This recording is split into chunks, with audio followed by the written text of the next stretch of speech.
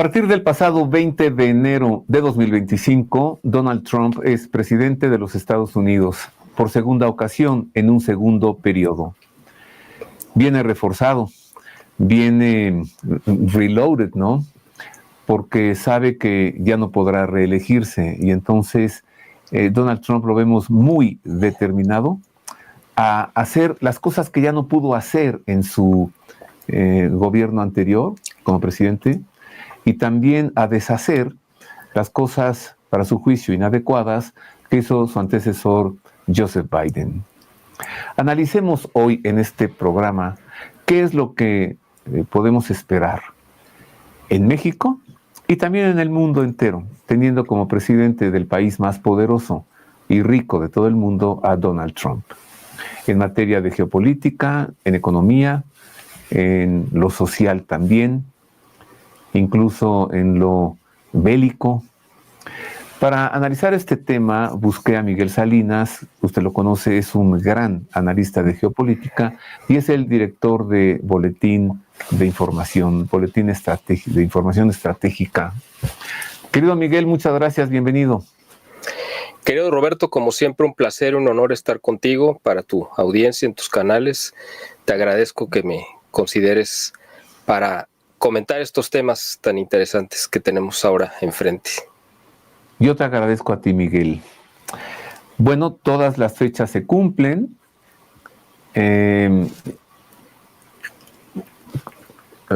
Contra tormentas, contra nevadas, contra borrascas, contra vendavales, contra juicios, contra calumnias, contra un atentado a su vida, llegó a los Estados Unidos como presidente y está en la Casa Blanca. Y todavía no se cumplían 24 horas de ser el presidente cuando ya estaba declarando a los cárteles del narcotráfico como organizaciones terroristas. Comencemos, Miguel, por eso, ¿no? Analicemos pues las consecuencias para el mundo, para México. ¿Qué podemos esperar de Donald Trump reloaded, recargado? Pues mira, yo diría que aparte de recargado, yo voy a agregar otra característica que en estos días me ha parecido también muy significativa, que es reseteado. Reset. ¿Por qué? ¿Por qué? Porque fíjate que en el primer periodo que él gobernó, del 2017 al 2021, o hasta diciembre del 2020, a principios de 2021, y yo creo que él también fue uno más de los sorprendidos de que haya ganado. Es decir, todo mundo, incluyéndome, creí que iba a ganar Hillary Clinton, pues porque en ese momento ella tenía mucho Kamala Harris, Kamala. No, me refiero al primer periodo. Yo pensé que iba a ganar Hillary Clinton porque tenía mucho más, pues era la secretaria de Estado, estaba mucho más expuesta a los medios, lo que sea. Y lo que pasa es que había un peligro tan grande y era una mujer tan radical, igual o peor que Kamala Harris, que la gente le tuvo miedo y mejor optó por la sorpresa de Trump. Entonces Trump fue un sorprendido y ese primer periodo él tuvo que armar un equipo, un gabinete de gente que no conocía al 100%, pero que era lo que tenía a la mano.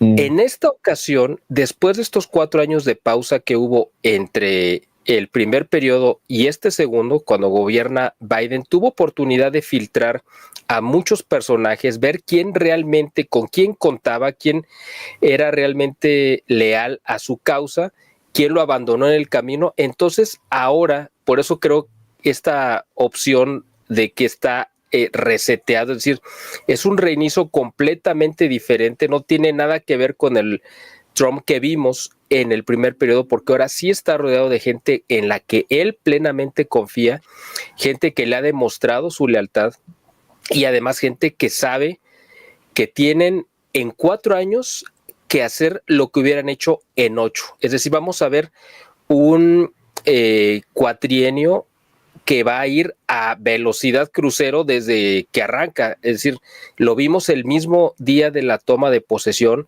no solamente porque tuvo 3 o 4 eventos inaugurales ese mismo día, sino que se dio el tiempo de estar firmando las primeras órdenes presidenciales, entre las cuales destaca la que tú mencionabas, de declarar a los cárteles como organizaciones terroristas, que de hecho pues es que es lo que han sido siempre, y todo el mundo lo sabe, los hemos padecido, pero no solamente en México, sí lo han sido desde sus orígenes en los años 70 en lugares como en Colombia y otras partes, y solamente faltaba que les dieran ese calificativo, que les pusieran esa categoría, pero han tenido durante muchos años actos de terrorismo salvaje, y yo creo que ahora con esta calificación o con este nombramiento que Trump les dio, pues vamos a ver un cambio de fase completo, cuando menos en la parte del ataque al narcotráfico. Yo también veo con Trump que está iniciando un nuevo orden mundial.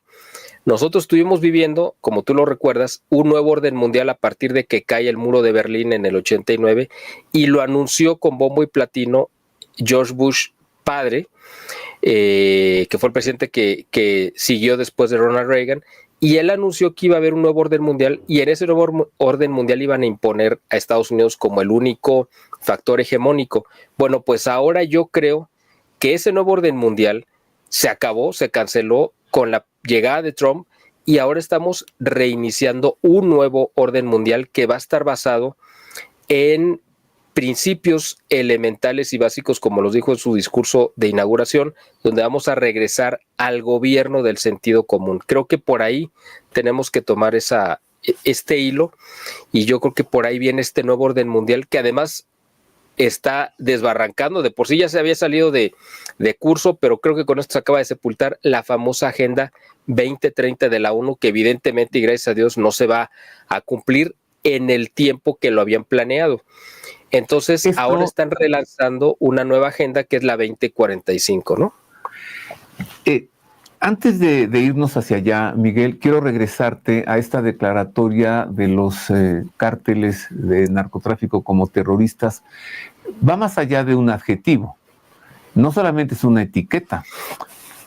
Esto le da licencia a los Estados Unidos de atacarlos en el territorio propio. En este caso es México, ¿no? Digo, a los cárteles mexicanos, sea con tropas presentes, sea con drones y los nuevos artefactos de guerra o misiles dirigidos. O sea, dentro de las leyes de los Estados Unidos, esto le permite al país atacar a terroristas en su territorio. Primero, muchas voces dijeron, está blofeando. Ya vimos que no. Entonces te pregunto, ¿crees que esté blofeando? ¿O qué crees que haga, ya que los declaró terroristas? Mira, yo creo diplomacia. Que claro. Y si no la hay, ¿qué? Así es. Bueno, yo creo que todo este anuncio engloba una serie de cosas. Principalmente, Trump está viendo que estos cárteles mexicanos, principalmente, han arrebatado la vida o han asesinado en territorio norteamericano Trump dijo que eran 300,000 norteamericanos cada año. Las cifras oficiales reconocidas por el gobierno de Biden son 120,000, es decir, yo creo que estamos en una cantidad intermedia, alrededor de 200,000 personas durante el gobierno de López Obrador. Es por decir, año. Sí, o sea, me refiero al sexenio de López Obrador, que permitió que estos cárteles florecieran, y una parte de estos 6 años le tocó a Biden y otra parte le tocó a la parte final de Trump. Bueno, en estos últimos 5 años que engloba Donald Trump, estamos hablando de que cerca de 1 millón de norteamericanos murieron a causa de del fentanilo, ¿no? De la sobredosis de fentanilo. Pero hay otra gran cantidad de población que está totalmente discapacitada, vagando en las calles de las ciudades de Estados Unidos, que ha de ser otro millón o más, no sé, que ya no sirven, es decir, ya no son personas que puedan ejercer su raciocinio, ya no van a ejercer, ya no van a poder tener trabajo ni aportar económicamente a la economía, pero sí demandan servicios. Entonces, este problema social, que es el más grave al que se ha enfrentado Estados Unidos, yo creo que en los últimos años, si no es que en su historia, es la causa por la cual Donald Trump dijo, como México no es capaz de detener esta guerra que nos han declarado los cárteles a nosotros les vamos a contestar en la misma métrica y vamos a amenazar, porque ahorita es una amenaza de que... O advertencia. O es una advertencia de que pueden, si quieren, si ellos lo deciden, porque no le van a pedir permiso al gobierno de México, pueden intervenir militarmente en territorio mexicano. Yo lo que creo es un primer amago hacia Claudia Sheinbaum para decirle, ¿estás dispuesta o hasta dónde estás dispuesta a jugarte tu futuro, tu vida, del lado de la causa de los narcos o te quieres poner del lado de Estados Unidos? Entonces, están esperando, yo creo que Trump está esperando la respuesta de Sheinbaum a ver si realmente ella quiere cambiar de rumbo. Este rumbo se lo dejó trazado Andrés Manuel López Obrador, que fue quien hizo los pactos y las negociaciones y las alianzas con los grupos del crimen organizado, por lo cual él los protegió, hizo que floreciera su negocio y le dejó como encargo a Claudia Sheinbaum que los tenía que seguir protegiendo y que tenía que honrar, si es que se le pudiera llamar de esa manera esa palabra, los pactos que López Obrador había acordado con ellos. Pero ahora Claudia está en una disyuntiva de o rompe con López Obrador o rompe con Estados Unidos y con Trump. El tema ahí es que, ya lo habíamos comentado en algunos otros programas que hemos hecho contigo, Claudia está en el peor de los mundos posibles, a los cuales pues ella se metió por su gusto, y en parte pues porque la empujó López Obrador. Bueno, si se metió por su gusto, o porque un día rifaron un tigre. Así es. Otros se iba a sacar la rifa, ¿no? Pero entonces manosearon los boletos de la rifa, hicieron un fraude, y el tigre se lo sacó, se lo aventaron a esta mujer. Así es. Pues ahora está viviendo con el tigre, ya ese tigre ya se quiere meter a su casa. Mira, Miguel, ya hemos visto voces disonantes que han surgido, Noroña y gente como él, por ejemplo, ¿no? Respondiendo de una manera beligerante, inadecuada. La propia presidente de México, Sheinbaum, respondiéndole a Donald Trump, pues si tú me pones aranceles, pues yo te los pongo a ti, ¿no? Y México tiene soberanía y México no se toca. A ver, de pronto pareciera como que saltan a defender a los grupos del narco. Voy a poner un ejemplo muy sencillo. En tu colonia hay algunos delincuentes que se roban las autopartes, que asaltan a las casas, ¿no? Y un día alguien dice, vamos a ir por ellos. Y entonces los de la colonia saltan y dicen, no, porque te vas a meter a mi colonia y entonces no ataques a los ladrones que tenemos aquí en nuestra colonia. Es increíble.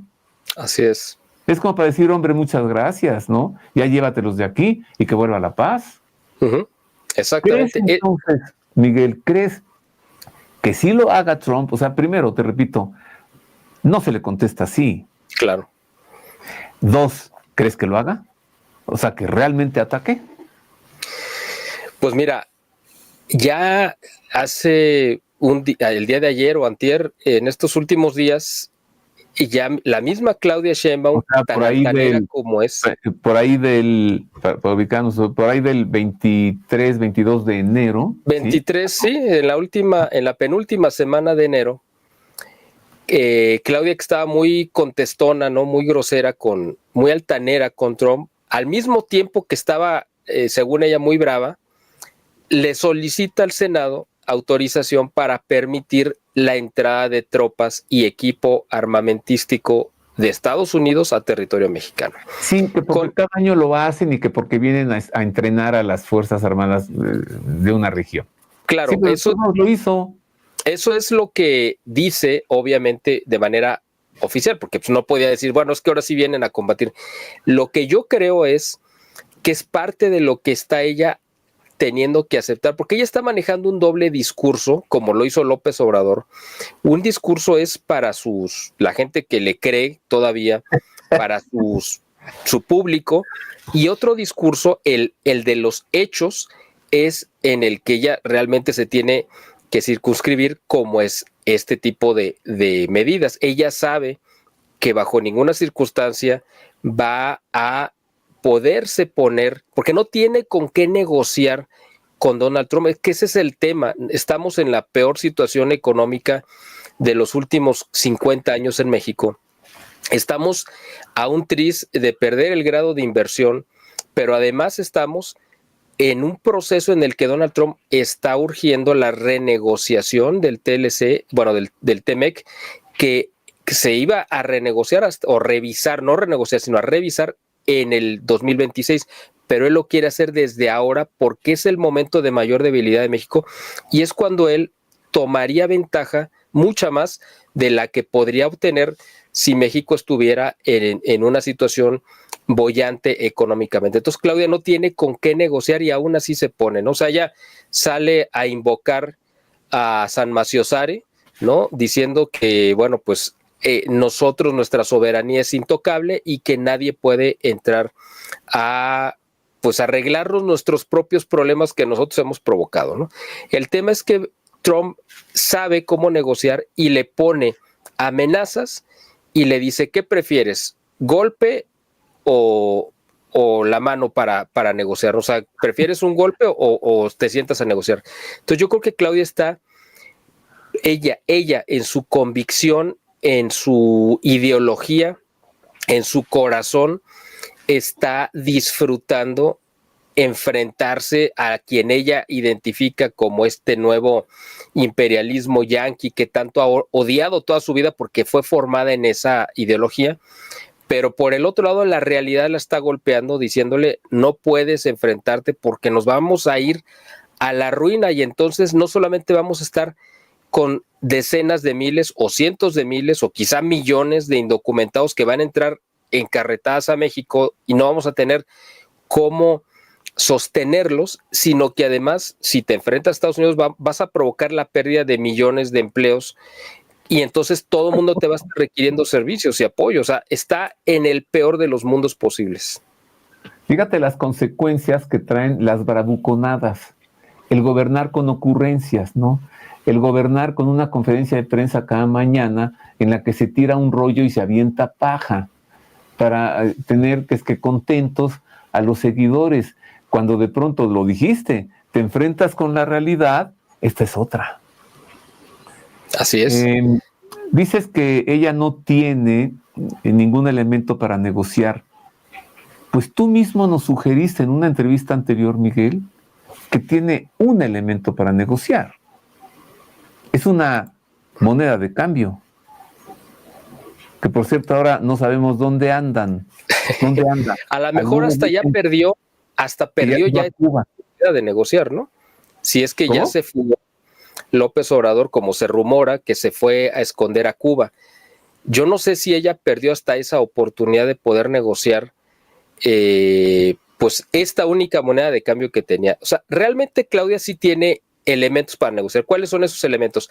Que ella decidiera combatir, ella aquí en México, a los cárteles del narcotráfico, que le intercambiara información de inteligencia con Estados Unidos, que cerrara las fronteras hacia las importaciones clandestinas de productos chinos que los están haciendo pasar como mexicanos para meterlos a Estados Unidos. O sea, sí tiene elementos para negociar. El tema es que ella está cerrada y cree que, o sea, está simplemente negada a querer negociar las condiciones que Estados Unidos le está pidiendo. Y Estados Unidos le está pidiendo cosas que son elementales.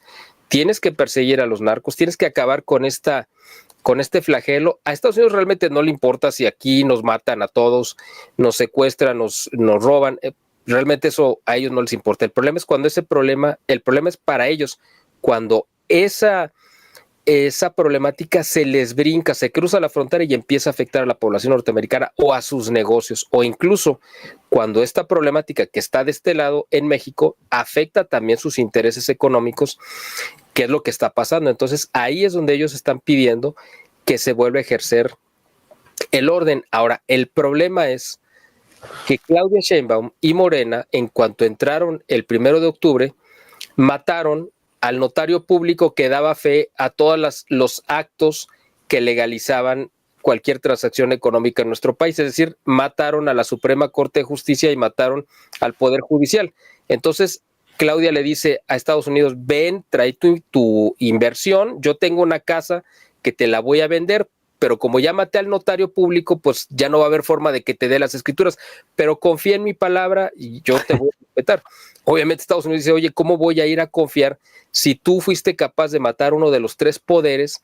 ¿Qué garantía me ofreces de que vas a respetar lo que voy a ir a, la inversión que voy a llevar? Ese es el tema que también está presionando el gobierno de Estados Unidos, decirle, tienes que echar atrás la reforma judicial. O sea, todos estos problemas que tiene ahorita Claudia, en parte o en gran medida no los provocó ella.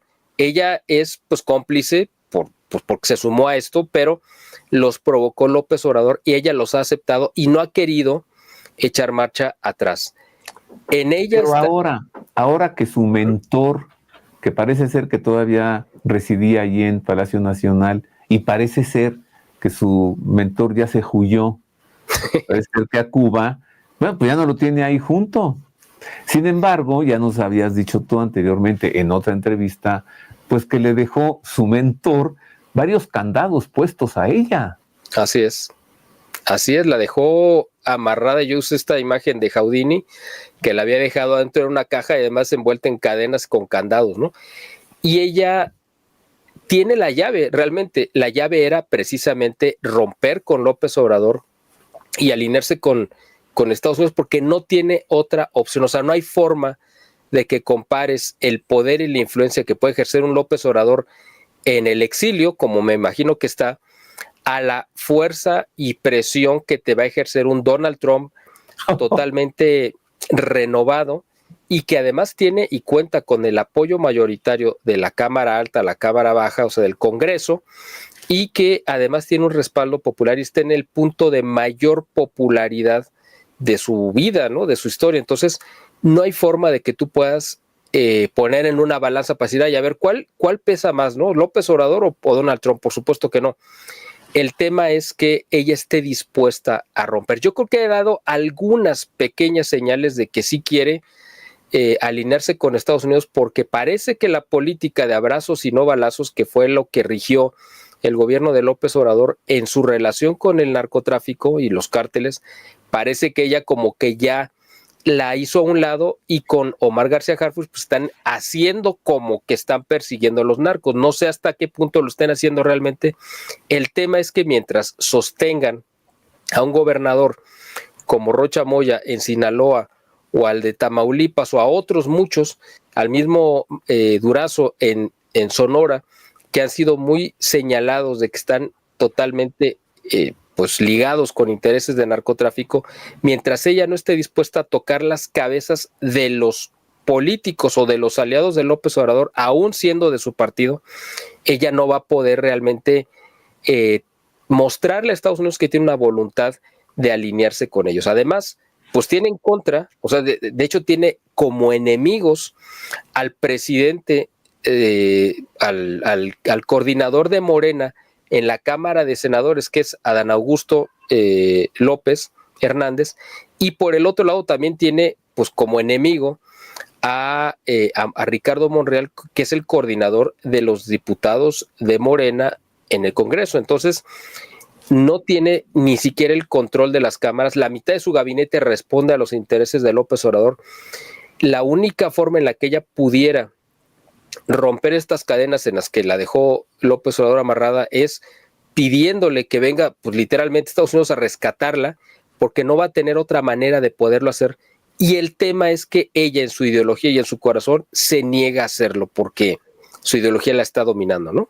A ver, preséntanos entonces estas 2 posibilidades, o escenarios, como dicen ahora. Una, bueno, está claro que esto no se resuelve con una llamada, tampoco se resuelve con un encuentro. Trump está sentado con los brazos cruzados, esperando que ella haga algo, porque si quisiera hablar con ella, la hubiera invitado a su toma de posesión, y no la invitó. Pero sí invitó a Eduardo Verástegui y lo puso en un lugarzazo. Ahí hay un mensajote, ¿no? Él está diciendo, este es mi candidato para el 2030, sin decirlo. Pero bueno, ese es otro tema. 2 escenarios, Miguel. Ella sigue así, reacia a no hacer acciones en respuesta a las solicitudes de Donald Trump. ¿Cuál es el escenario? 2, ella pues ve la realidad y pues ni modo, se repliega y decide colaborar con él. ¿Qué sucede en uno? ¿Qué sucede en otro? Bueno, si ella se niega a colaborar con Donald Trump, él le va a pasar por encima. O sea, al final de cuentas, mira, ya lo habíamos comentado en algún otro de tus programas y habíamos dicho esto, que es importante recordarle a la audiencia que hace favor de vernos. López Obrador, por supuesto que era inmensamente más poderoso de lo que es Claudia Sheinbaum, evidentemente, eso yo creo que nadie tiene dudas. Pues con todo lo poderoso que era López Obrador, Donald Trump lo dobló en 2, en 4 o en 8, no sabemos en cuánto, pero lo dobló. Él mismo lo confesó y dijo, nunca había doblado a alguien de manera tan sencilla y tan fácil, ¿no? De una manera humillante, que lo dijo sobre López Obrador. Y luego su embajador Ken Salazar lo dijo y hasta se burló. Además, exactamente, sí. Así es.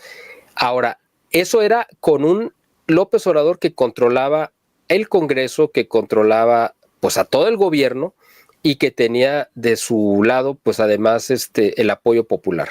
Ahora, una Claudia que no tiene el apoyo popular que tenía López Obrador, que no tiene el apoyo de su gabinete, porque la mitad de su gabinete no es de ella, y no tiene el apoyo de las cámaras, o sea, es decir, es alguien mucho más endeble, mucho más frágil, mucho más débil, no tiene forma de evitar que Donald Trump le vaya a pasar por encima, cuando además es un Donald Trump que viene por la revancha, y si no cuenta Donald Trump con la cooperación de ella, él va a entrar a México, va seguramente a intervenir militarmente contra los cárteles y de esa manera, pues yo no sé hasta dónde él quiera tomar control real, es decir, él puede, y esa es una percepción mía, yo no se lo he escuchado a nadie más, pero es una percepción que él está a un tris de empezar a gobernar 2 países al mismo tiempo. O sea, Estados Unidos evidentemente que es para el que fue electo, pero también yo creo que está asumiendo el riesgo de que va a tener que empezar a gobernar a México también,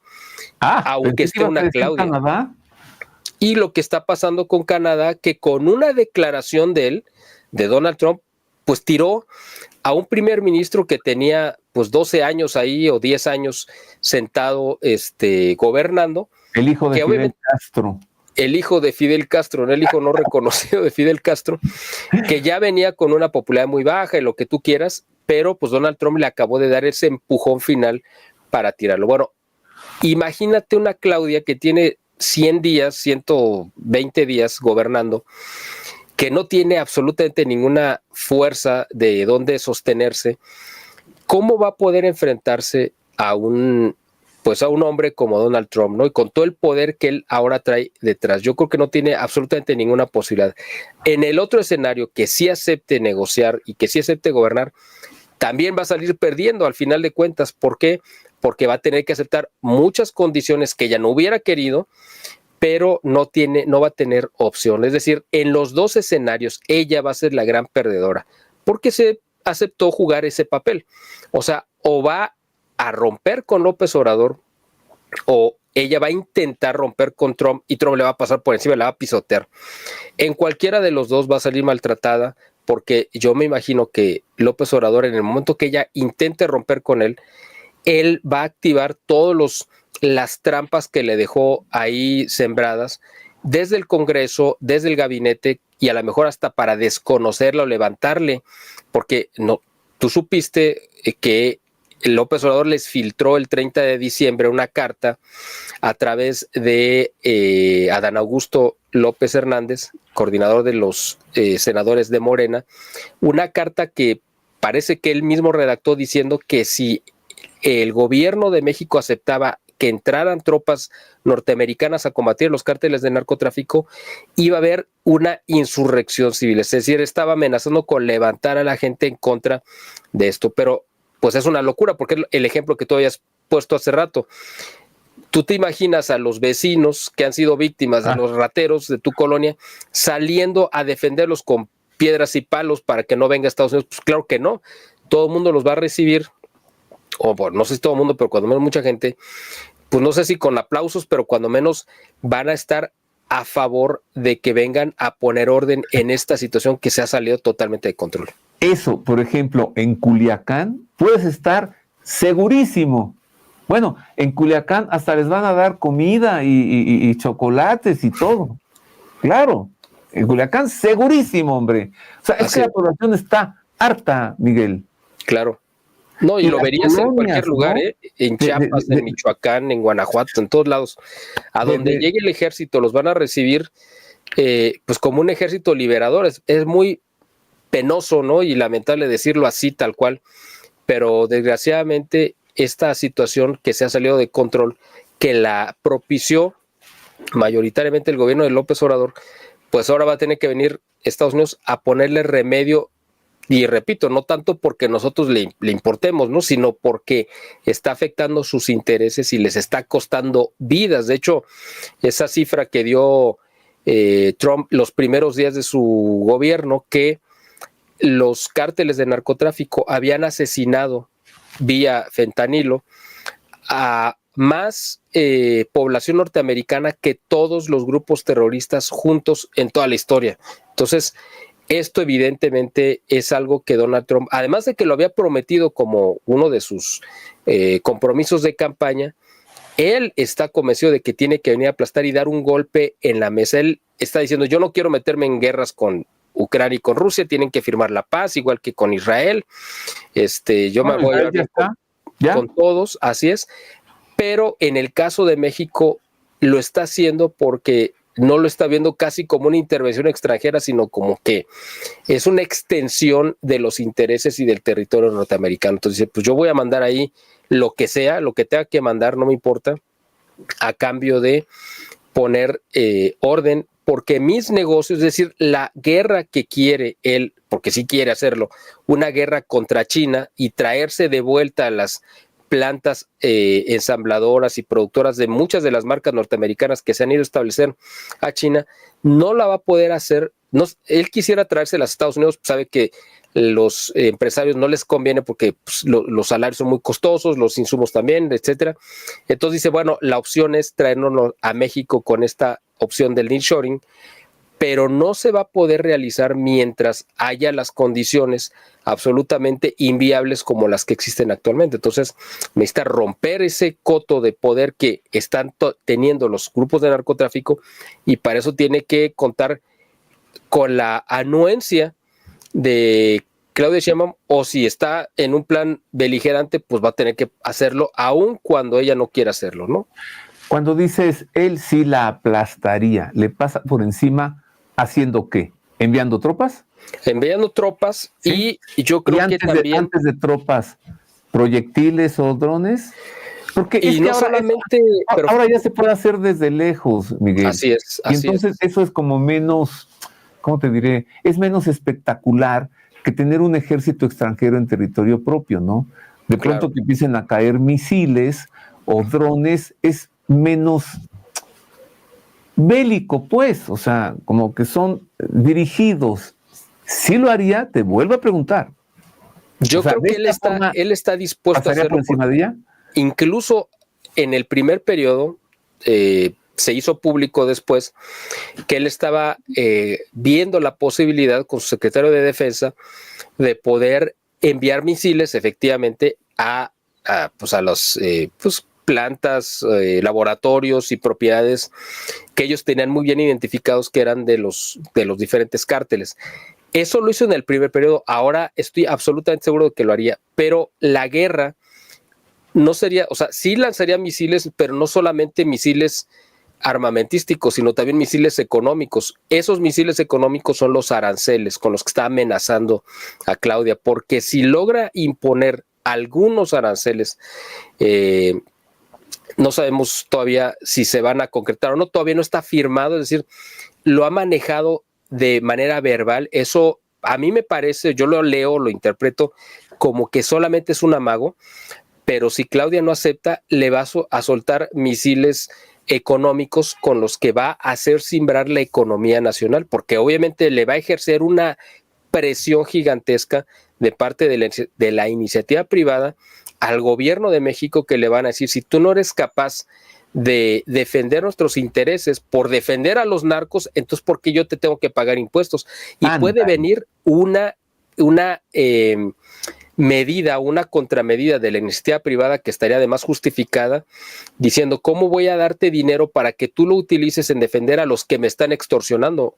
Y ahí sí quedaría ella totalmente amarrada porque no tendría dinero ni siquiera, como parece que esto es el escenario que se va a dar en el 2025, que no van a tener dinero suficiente para cubrir los gastos necesarios, fundamentales del funcionamiento del gobierno, no solamente las pensiones, sino los mismos salarios en hospitales o de los maestros. Entonces, ella está en una situación muy comprometida y si además no se pone en modo Trump, como lo habíamos dicho en la otra entrevista, va a enfrentar misiles económicos y misiles balísticos, y yo creo que en cualquiera de los escenarios ella estaría absolutamente pues arrinconada, y el que va a salir ganando de todas, pues va a ser Donald Trump, por las buenas o por las malas. Así que lo más sensato sería, pues hay que negociar por las buenas a ver qué rescato, ¿no?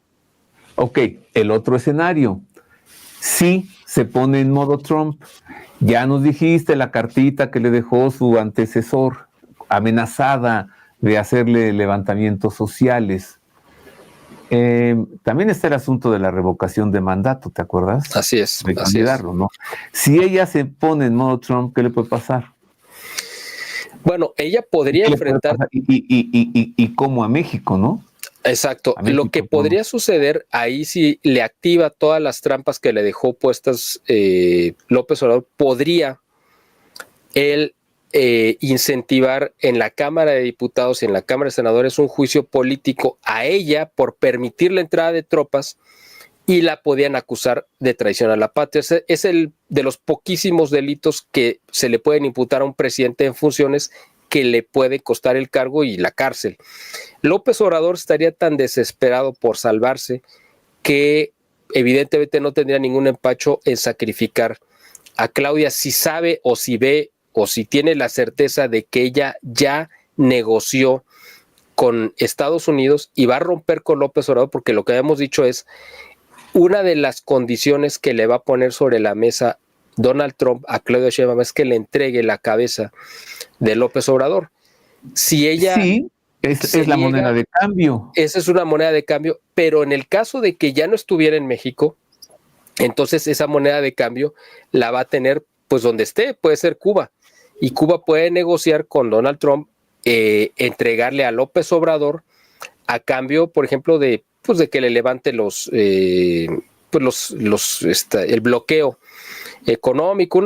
Ellos pueden vender la cabeza de López Obrador muy cara, pero si la tiene todavía bajo su poder Claudia Sheinbaum, ella definitivamente podría negociar bien con Estados Unidos, pero vendría una revancha. Y ahí es donde el gobierno de Estados Unidos tendría que sostener a Claudia en medio de una turbulencia donde van a tratar de tirarla.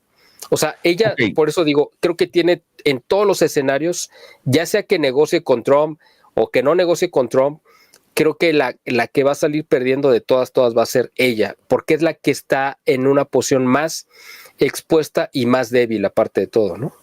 Y quien va a ganar de todas, ya lo dijiste, es President Trump.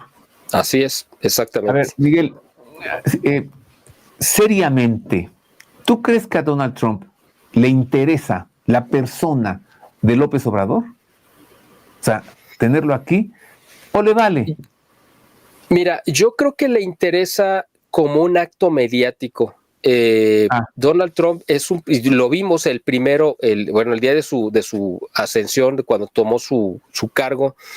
Todos los actos que hizo fueron muy mediáticos, muy estilo Hollywood, pero del Hollywood no woke, sino el Hollywood clásico, ¿no? Ese que presenta a los superhéroes. Él se concibe y se ve a sí mismo, y es que hay que entenderlo así, porque si no, no nos queda como muy claro por qué actuaría así. Él se ve a sí mismo como un Capitán América, como una mezcla entre Capitán América y Superman. O sea, esto parece exagerado, pero es real. Y él se siente tal cual. Entonces él se siente como ese héroe que tiene que ir por ese villano, los que sean, a nivel mundial, y traerlos ante la justicia norteamericana. Y el villano favorito, porque además tiene muchos elementos para hacerlo, es López Obrador.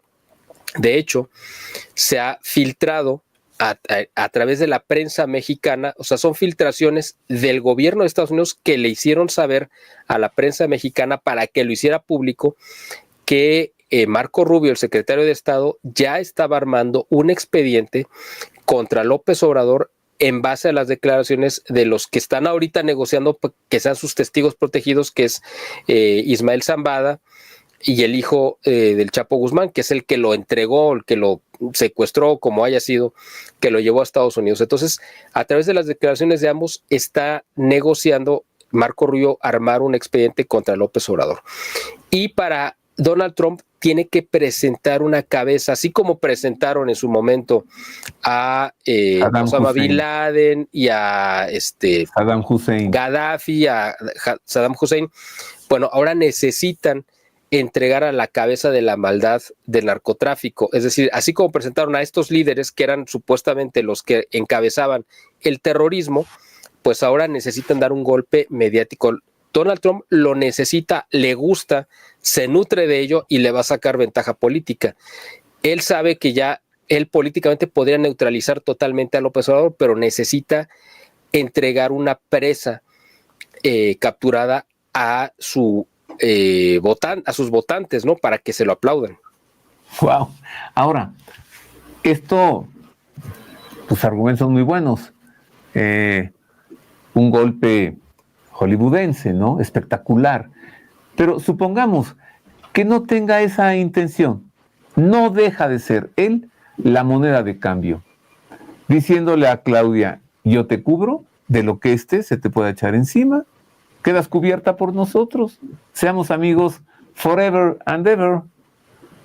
¿O no? Ella podría tener una salida de emergencia. ¿Cuál? Esa salida de emergencia, que es una tercera opción, que a lo mejor no sería muy viable, pero bueno, puede ser. Si fuera lo suficientemente hábil ella, podría negociar con los dos. A López Obrador negociar, ¿sabes qué? Bueno, ya no te metas, no intervengas, retira tus fichas. ¿Y cuáles son esas fichas? Bueno, al retirar sus fichas me refiero a que Claudia pueda remover de su gabinete todas las piezas que puso López Obrador, que no vengan consecuencias, que ella pueda remover de la coordinación de los diputados de Morena a Monreal y a Adán Augusto, a cambio de que no lo entreguen. Y eso mismo puede negociar con Donald Trump. Le puede decir Claudia a Donald, ¿sabes qué? Déjalo en paz, ya no lo persigas. Te voy a entregar al gobernador de Sinaloa. Te voy a entregar al gobernador de Sinaloa y a otras piezas, claro, a las cabezas de los narcos, lo que tú quieras, pero a López Obrador no. Y él nos va a dejar en paz y nos va a dejar trabajar a gusto. Entonces, es una tercera opción, sería quizá la más complicada porque tendría que negociar con un ser absolutamente irracional como es López Obrador, que no creo que lo acepte, a menos que se vea tan arrinconado que diga, es esto, es decir, perder todo mi poder político y salvar pues todo lo que me robé y conservar mi libertad y la de mis hijos, ¿es esto o es seguir ejerciendo el poder hasta que me detengan y me metan a la cárcel, ¿no? La silla eléctrica. Pues sí, a lo mejor no llegan a tanto, pero el hecho de que Donald Trump esté impulsando una de las nuevas, de las directrices presidenciales que firmó, pues era como recuperar esa parte, ¿no? De las ejecuciones, ¿no? En silla eléctrica. Pues yo no me imagino a un López Obrador sentado en la silla eléctrica, pero tampoco lo descartaría si fuera un caso que tuviera que dar una lección a nivel mundial de lo que haría con los líderes que se le ponen o que le han causado un daño a Estados Unidos. Podría ser, o sea, digo, yo no lo había pensado, pero podría ser una opción. Bueno, es que tú dijiste, el coronel Gaddafi, Saddam Hussein, Osama Bin Laden. Digo, no es silla eléctrica, eso es muy dramático. Sí. No, es muy dramático, ¿no? Bueno, Miguel, eres un excelente analista. O sea, nos has presentado un factor, otro factor y una tercera vía para resolver este asunto, ¿no? El factor cedo ante Trump, me pongo durita, me quedo con mi mentor y antecesor, o la tercera vía que tú nos dijiste, Gracias, amigo. Vámonos con la Agenda 2040. Ahora sí, salgamos 2045. Sí, ahorita nos dices por qué. Salgamos de México, vámonos al resto del mundo. ¿Qué viene? Mira, bueno, digo 2045 porque ese es el nuevo nombre que le pusieron, ¿no? O sea, la aventaron 15 años para adelante. Lo que era la Agenda 2030, que se les desfondó, pues porque la misma gente se dio cuenta de que ya no era viable seguir con esta locura de la agenda woke y de la inclusión forzada y de aceptar todas estas locuras que querían imponer, ¿no? De que no tendrás nada y serás feliz y todo este tipo de ideas que querían meterle a la gente. Entonces vieron que había una rebeldía y ahora viene una reversa de todos los grupos de izquierda que se habían ido posicionando en la última década en diferentes gobiernos, pues ahora están perdiendo todos. Los casos yo creo que más significativos es Alemania, que están a punto de ganar ahora lo que ellos le llaman la ultraderecha, que realmente son partidos nacionalistas identitarios, pero que los ven casi como si fueran la encarnación del anticristo y entonces están tratando de bloquearlos. Eso es en Alemania. Pero ese mismo fenómeno está pasando en Francia, donde también Macron se está deteniendo con uñas y dientes porque en una de esas acaba cayendo. Lo vimos en Canadá, lo vimos, bueno, en Argentina también, donde ganó Milei, que es un personaje estrambótico, pero representa una opción totalmente contraria a lo que era el kirchnerismo y la izquierda en Argentina.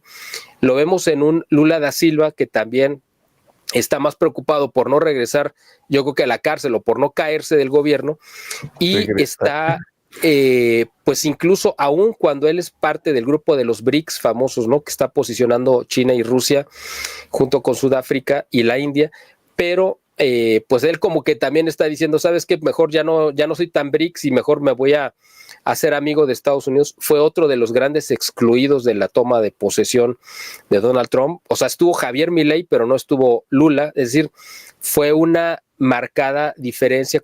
Incluso estuvo el presidente Bukele de El Salvador, que es un país chiquitito, y no estuvo una Claudia Sheinbaum. Ahí Donald Trump está marcando su agenda internacional. Se trajo a Giorgia Meloni y no invitó a ningún otro líder de Europa. Entonces, él está marcando cuáles son las piezas con las que va a construir. Mira, para entender esto, hay que ver que Donald Trump está levantando una nueva estructura política y social a nivel internacional que no es solamente de Estados Unidos. O sea, él representa, no es que él se le haya ocurrido, él no la inventó, él se subió en esa corriente, ahorita él la representa y la encabeza, pero no va a morir con él, incluso si lo mataran dentro de su periodo, este movimiento político y social que él encabeza ahora va a continuar. ¿Cuál es ese movimiento político? Pues que la gente está regresando al sentido común, y de hecho lo dijo,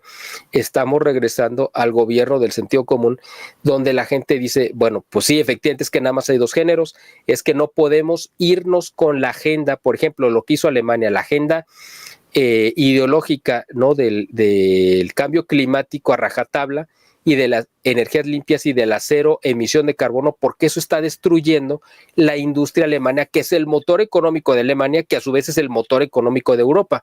Entonces, con una Angela Merkel que durante 16 años los metió en una política de cerrar plantas nucleares, de castigar a la industria que estuviera contaminando, pues ahora están viendo las consecuencias económicas terribles que está enfrentando Alemania. Bueno, dice Estados Unidos, nosotros no vamos a ir por ahí, nos salimos de los acuerdos de París, que los acuerdos de París son una reunión internacional que se realizó para decir hay un cambio climático y nosotros somos los culpables, somos los responsables, y la única manera de revertirlo es desindustrializando al mundo.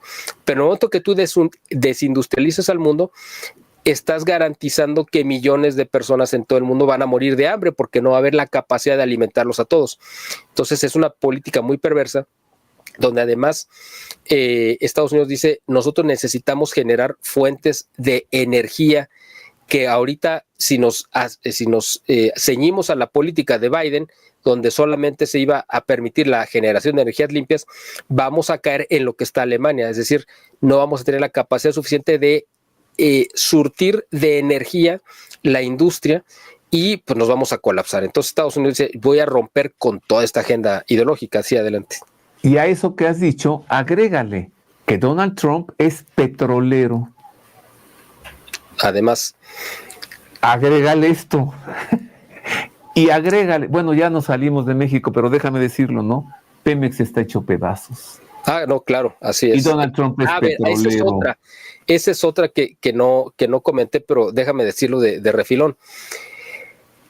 Ahorita, otra de las cartas muy importantes que va a jugar Donald Trump es que le va a exigir a Pemex que le entregue las cuentas de cuánto petróleo le ha regalado a Cuba, un país que tiene un bloqueo, que no puede recibir petróleo, pero además ahí te va otro dato importantísimo.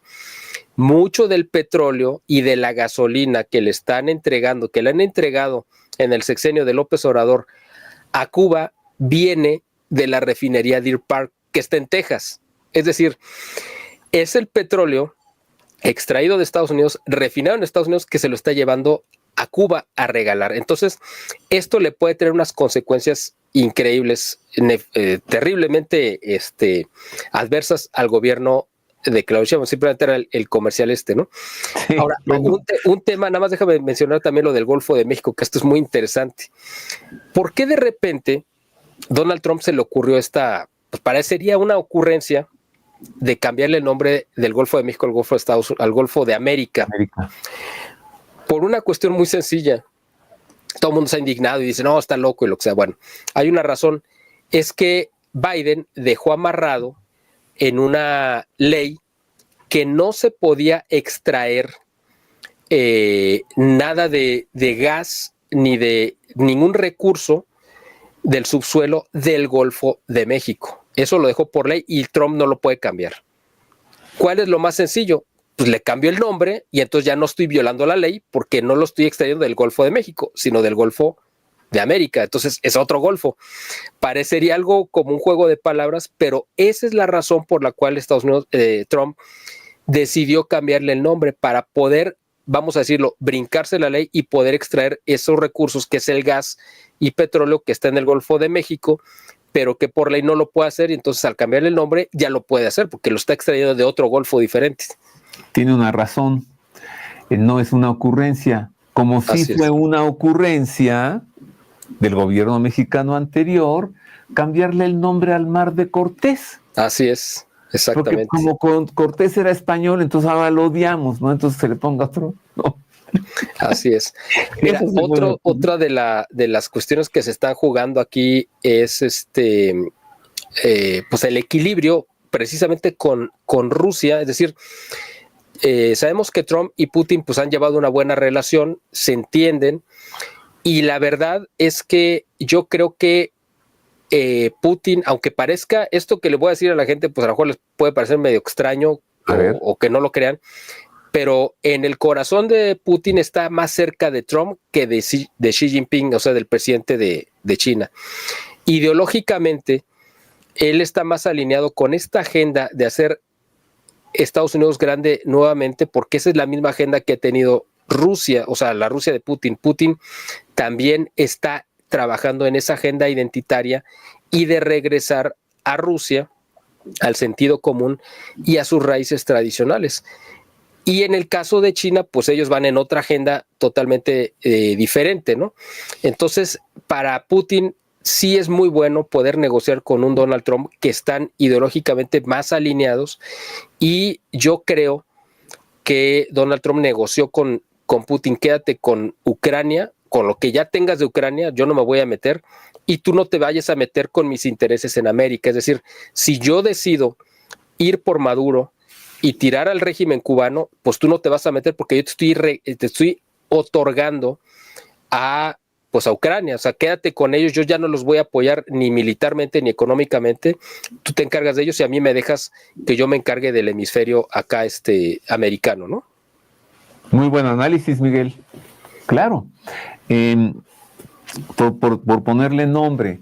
Vladimir Putin es anti-aborto, anti-woke, anti-cambio de sexo, anti-droga. Bueno, es más, anti-tatuajes y anti-piercings. O sea, así es. Vladimir Putin se conduce más como un zar ruso que como un presidente de Rusia. Así es, totalmente. Claro, piensan igual. Oye, te voy a poner otra cosa ahí polémica sobre la mesa. A ver, venga. Comparten un enemigo en común. Un enemigo en común que despacha en la Casa Santa Marta, en el Vaticano. Ándale. Oye, sí es cierto. Porque no, Francisco no aborrece igual a Trump que a Putin. Sí, y no ha dejado de fastidiar a Trump con el asunto de Ucrania jamás. Así es. Así es cierto. Y además, Francisco, en cuanto llega Donald Trump al poder, le manda como arzobispo primado de Washington a un cardenal que es absolutamente, he sido el cardenal más opuesto, más contrario a Donald Trump. Fue como un golpe directo. Y Donald Trump le responde mandando como embajador al Vaticano a un periodista católico, padre de creo que de 8 niños, además asiduo a la misa tradicional, a la misa tridentina, absolutamente conservador. Es decir, los dos se mandaron mutuamente como que lo más opuesto a cada uno. Lo opuesto a cada uno. Y yo no descarto, como lo habíamos comentado en algún otro programa, que Donald Trump intervenga si es que llegamos a ver dentro de su cuatrienio, como yo creo que va a ser, le va a tocar a él el próximo cónclave. O sea, va a ser en su periodo, me imagino que se va a dar el próximo cónclave. Porque ya Francisco, pues sí se ve ya bastante disminuido. Y yo me imagino que por renuncia o por otra razón, pues yo creo que él probablemente le va a tocar estar. Y me imagino que va a ser un factor determinante la influencia que puede ejercer Estados Unidos sobre quién sería designado. En el cónclave. Sí, mira, además Francisco ha perdido ya credibilidad. Hoy el mundo católico es tan fuerte como que ya ni siquiera confía en él, ¿no? Uh-huh. Ya no confía en el Papa. ¿Tú te imaginas el escenario de un Papa norteamericano? ¿Un Papa estadounidense? Pues esa idea me pasó por la cabeza a raíz del último programa que tuvimos, que tú pusiste esa idea sobre la mesa. La verdad, yo nunca lo había contemplado. Bueno, te lo había dicho que sí lo había visto en alguna ocasión porque leí esa novela de Malachi Martin que se llama El Vaticano, y en esa novela concluye que un papa después del año 2000 iba a ser un papa norteamericano. O sea, el protagonista de la novela pues es un sacerdote que va a Italia después de la Segunda Guerra Mundial, que va de la diócesis de Chicago y termina siendo papa. Entonces, pues Malachi Martin, que conocía muy bien todos los secretos del Vaticano como los conoces tú, pues ya había puesto esa posibilidad sobre la mesa, que yo cuando leí la novela me pareció descabellada, pero ahora que tú lo dijiste, lo propusiste como una posibilidad, yo no lo descartaría, mientras no sea un cardenal que está alineado con Francisco, ¿no? Pero puede ser un cardenal tradicionalista de Estados Unidos que pudiera ser, o al menos neutral, ¿no? Bueno, sigamos con la Agenda 2040. Es que tocaste un punto muy, muy, muy bueno, ¿no? Lo de comparten un enemigo en común. ¿Te acuerdas cuando Donald Trump, cuando era presidente anteriormente, ¿no? En su primer periodo, visitó al Papa allí en la sede apostólica en el Vaticano, que fue con su esposa Melania Trump? ¿Cómo el Papa nomás hablaba con ella? Y está la foto es terrible, porque los dos tienen unas caras de malestar, tanto el Papa Francisco como Donald Trump, y Francisco hasta se voltea para el otro lado. Y luego la distancia entre ambos, ¿no? No se quieren. Sí, no, claro, para nada. O sea, evidentemente se repelen, porque además Donald Trump sabe la cercanía que hay entre Francisco por ejemplo, con Obama, con los Obama y lo que ellos representan. Y pues desgraciadamente Francisco representa también todo lo contrario a lo que dijo Donald Trump en su toma de posesión, donde dijo que para su gobierno se reconocían solamente pues, 2 géneros, que es de hecho lo único que existe, masculino y femenino, pero Francisco le ha abierto la puerta a todo lo demás, a todo el abecedario.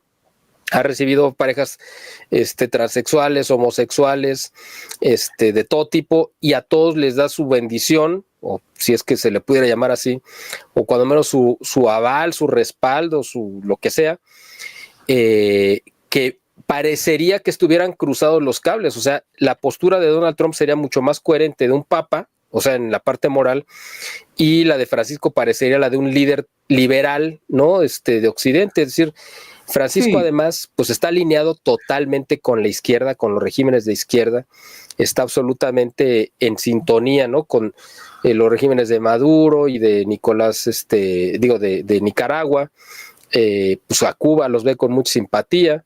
O sea, bueno, Trump no desconoce que Jorge Mario Bergoglio es manufactura de la teología de la liberación, claro, de lo que se infiltra en la iglesia con Antonio Gramsci, ¿no? Uh-huh. Y su periódico El Nuevo Orden. O sea, él lo sabe. O sea, Jorge Mario Bergoglio viene de allí, entonces él piensa así. La teología de la liberación, por llamarle de alguna manera, es su forma de pensar. Totalmente lo contrario a MAGA, Make America Great Again. Uh-huh. Cuando la teología de la liberación iba en contra, ¿no? Así no vamos a ir en contra de la Iglesia Católica porque es muy visible, pero vamos a hacer que se suicide el catolicismo. Me lo dijo hace poco Rodrigo Iván Cortés. Bueno, dinos más de la Agenda 2045. Ahí ya llevamos 1 hora, Miguel. Es que fíjate que sí tenemos para no solamente varias horas, yo creo que para varios días o semanas, ¿no? Es que fíjate que este es un cambio tectónico, de verdad, yo creo que esto es equiparable a lo que pasó, lo que nos tocó vivir cuando en 1989 se derrumba el muro de Berlín y se desploma todo ese eje, ese bloque ideológico y político que se escondía detrás de la cortina de hierro y los cambios que trajo a nivel mundial. Bueno, yo creo que estamos viendo exactamente lo mismo porque se está resquebrajando todo este esquema, porque fíjate cómo a nivel mundial la Agenda 2030 impulsaba también la agenda homosexual, de aborto, etcétera, y ahora con un Donald Trump, aunque el tema del aborto él no lo ha tocado ahorita, fue muy aguerrido defensor de la vida en el primer periodo, ahora en pues no lo ha tocado ni a favor ni en contra, pero sí ha sido muy, muy notorio que está en contra de esta agenda de género, y tan es notorio que fíjate cómo todas las grandes empresas y corporaciones norteamericanas y otras a nivel mundial se deslindaron ya del mes del orgullo y del patrocinio que habían tenido que aceptar porque era la presión del gobierno de Biden en estos últimos 4 años, y que ahora ellos dijeron, bueno, por fin nos podemos liberar, ya no vamos a volver a apoyar estas locuras. Pues ellos son veletas que evidentemente se mueven hacia donde está el poder, ¿no? Pero pues es algo significativo. Otra es empresas que han sido también un ariete de la ideología como Disney, que se había plegado tan dramáticamente a la agenda woke y la inclusión forzada, y que le costaron millones o cientos de millones de dólares, pues ahora dijeron, ¿saben qué? Mejor regresamos a lo que sabíamos hacer, que era entretener sin meternos en cuestiones ideológicas, y hacemos a un lado esta agenda. Eso lo estamos viendo en todos los rubros. En Europa yo creo que vamos a ver un regreso de los partidos, van a empezar a ganar elecciones los partidos alineados con esta ideología MAGA, es decir, esta MAGA se va a adaptar a cada país, no es solamente exclusivamente Estados Unidos, es el regresar al sentido común y a los principios básicos que le dieron fortaleza a los países. En el caso de Alemania, van a regresar a la cordura de generar una energía limpia y abundante como era la energía nuclear. Yo espero que el nuevo gobierno que llegue en Alemania este año, que espero que sea un gobierno de derecha, y de sentido común reactive las plantas nucleares que cerró Angela Merkel para que puedan tener la capacidad industrial, reinstalar su capacidad industrial. Y espero lo mismo, eso mismo está pasando con Italia, con Giorgia Meloni, y yo creo que lo vamos a ver con España, porque otro de los países que está totalmente en este eje del mal comunista, pues es España, pero cada vez ha habido más muestras de repudio hacia un Pedro Sánchez que está totalmente en descrédito y que esperemos verlo caer pronto, ¿no? Y mira, otra vez, no invitó a su toma de posesión a Claudia, pero sí invitó a Eduardo Verástegui. No invitó a la toma de posesión a Pedro Sánchez, pero sí invitó a Santiago Abascal. Así es. Es que ahí está mostrando. Sí, ya no tiene que decir nada, ¿no? Siempre, las cosas ya las hace. Y les está poniendo la música para bailar, pues a todo el mundo. Y fíjate que estuvo Eduardo Verástegui, pero estuvo, pues el que yo creo, eso es a título personal mío, el que es como su mecenas o su jefe o su patrón, como le quieren llamar, que es Carlos Slim.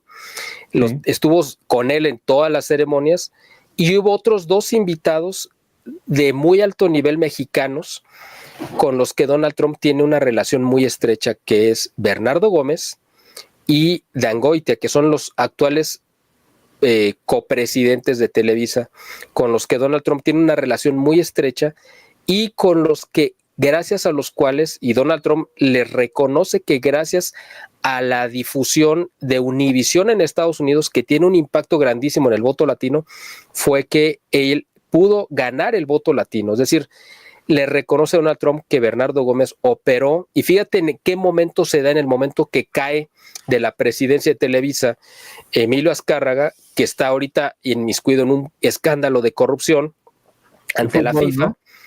Y bueno, pues ahora Bernardo Gómez, que toma la estafeta como realmente presidente de Televisa, y es un hombre cercanísimo a Donald Trump, y además es un vaso comunicante, porque Bernardo se reúne con Trump y viene, y en cuanto llega a México, lo primero que hace en cuanto se baja del avión es ir a Palacio Nacional a transmitirle, pues me imagino que directrices, ¿no?, de Donald Trump, en el caso, pero esa comunicación no la hizo, por ejemplo, Verástegui, que parecería para mucha gente que sería como el vaso comunicante.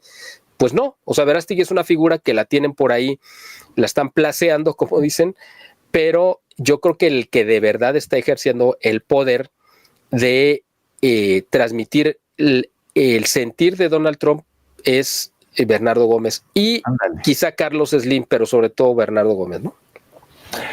Miguel, yo quisiera seguir platicando contigo, pero pues el tiempo ya está encima. Mejor, como ya lo dijiste, vamos a continuar con temas más adelante, ¿no? Por ahora, te tengo que agradecer mucho esta entrevista y te pido conclusiones, o sea, todo lo que nos has, pues no dicho o comentado, sino enseñado, Miguel. ¿Qué concluyes? Muchas gracias. Bueno, pues yo creo que estamos a las puertas de una nueva era, como lo comentamos al principio, de un nuevo orden, un nuevo reordenamiento mundial que está regresando al sentido común. Creo que es una buena oportunidad para el mundo, yo lo veo así. Espero que para México sea una gran oportunidad, debería de ser una magnífica oportunidad para aprovechar de hacer equipo con Donald Trump, un Donald Trump que necesita reactivar su economía y necesita a México para reactivar su economía. O sea, realmente nos necesita. El asunto es si estamos en la capacidad, bueno, no estamos, es mucha gente. Si Claudia Sheinbaum está en la capacidad de poder aprovechar esta oportunidad histórica, o la vamos a desaprovechar, y en desaprovecharlo pues vamos a pagarla todos. Pero yo espero que Donald Trump acabe imponiendo pues el sentido común, incluso con Claudia Sheinbaum, y que de ahí podamos salir beneficiados todos. Y yo creo que es un acto providencial, o sea, con esto termino. Creo que sí es un acto de la providencia, es decir, de un acto de la voluntad de Dios que llegara Donald Trump al poder, porque tenía todo en contra. Es decir, estadísticamente no tenía que haber estado ahí, porque lo quisieron meter a la cárcel, porque lo quisieron desprestigiar y porque lo quisieron asesinar, y quien salvó su vida evidentemente fue un acto de la providencia, y no lo salvó por simpatía quizá, sino por darle una oportunidad a él para su propia conversión, pero aparte para poder ser un factor que yo espero que reencauce al mundo, a la humanidad, hacia el sentido común. Y de hecho, las referencias que él hizo a Dios, me parece que lo han mostrado que él sí tiene esa creencia, esa convicción de que si Dios le permitió salvar su vida fue no por simpatía hacia él, sino porque tenía una misión que cumplir.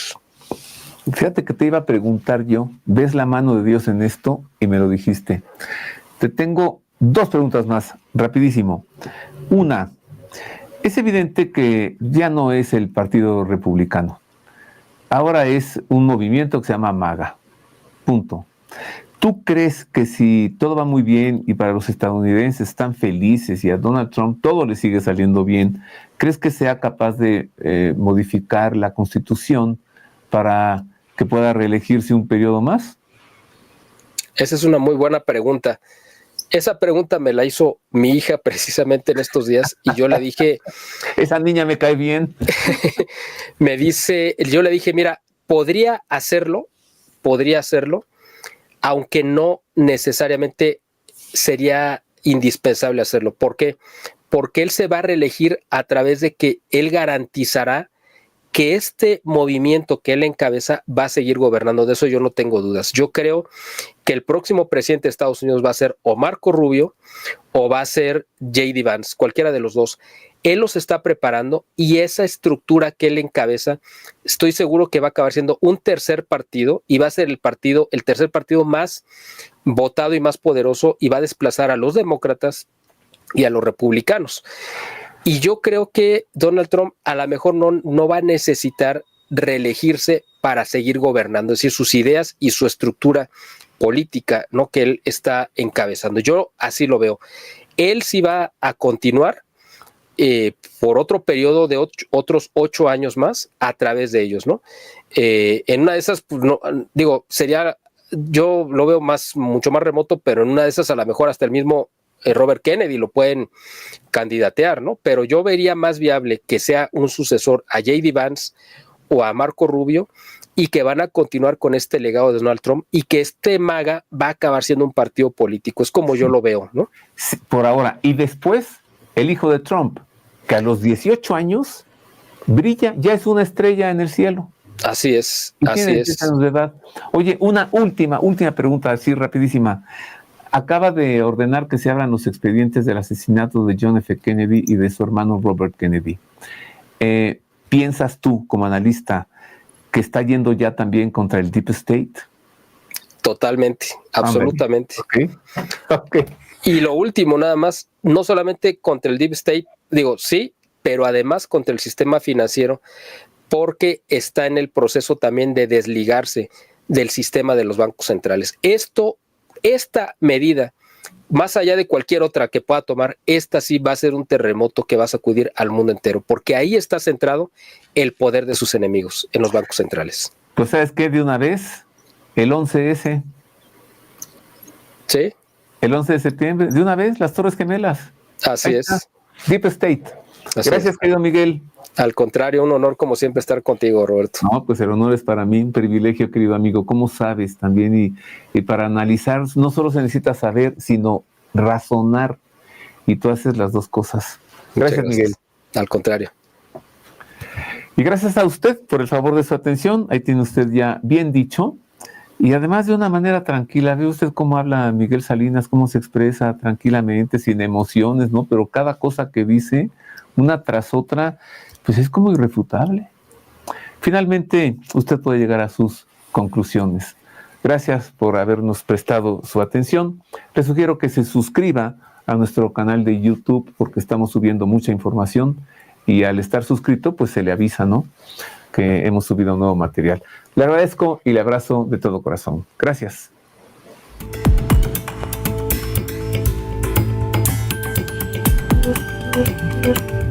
Thank you.